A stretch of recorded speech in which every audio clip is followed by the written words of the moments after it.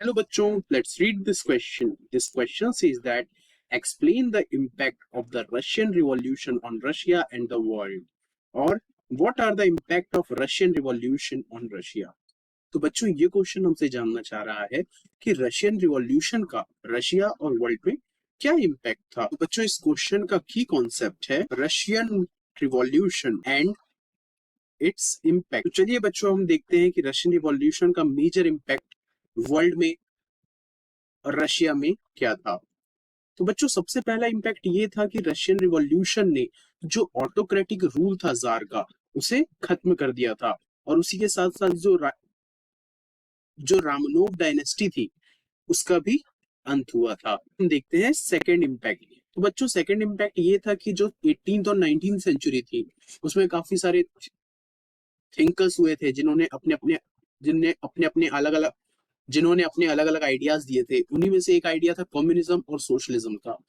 इनकी बातें बहुत हो रही थी, लेकिन जब रशियन रिवॉल्यूशन हुआ तो उसके बाद वर्ल्ड में पहली बार एक सोशलिस्ट गवर्नमेंट बनी। अब हम देखते हैं थर्ड इम्पैक्ट को। तो बच्चों जैसे ही सोवियत की गवर्नमेंट बनी उन्होंने सबसे पहले ये काम किया कि जो फर्स्ट वर्ल्ड वॉर था उससे रशिया का विड्रॉल किया, क्योंकि ऑलरेडी ऑस्ट्रिया और जर्मनी से रशिया हार चुका था, जिसके की कारण काफी बुरा इम्पैक्ट रशियन सोसाइटी और रशिया की इकोनॉमी पे पड़ा था।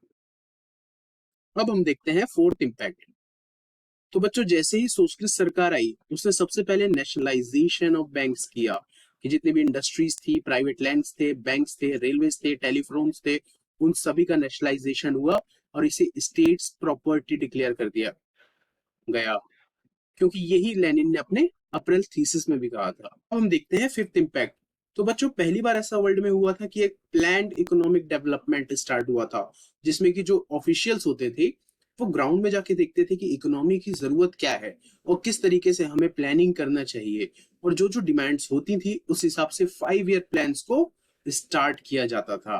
और सबसे पहला जो 5 ईयर प्लान था उसको स्टेलिन ने स्टार्ट किया था, जिसमें कि कलेक्टिवाइजेशन ऑफ एग्रीकल्चर को इंट्रोड्यूस किया गया था।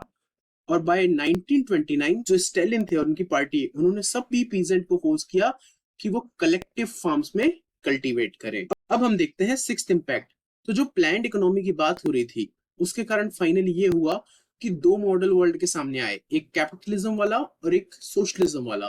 तो जो यूएसएसआर था वो एक पावरफुल इंडस्ट्रियल नेशन के तौर पे उभरा during the second world war, और जो पुअर्टी थी रशिया की वो भी खत्म होने लगी धीरे धीरे।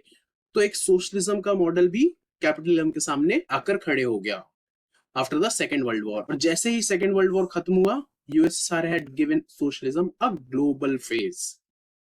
अब हम देखते हैं सेवेंथ इम्पैक्ट।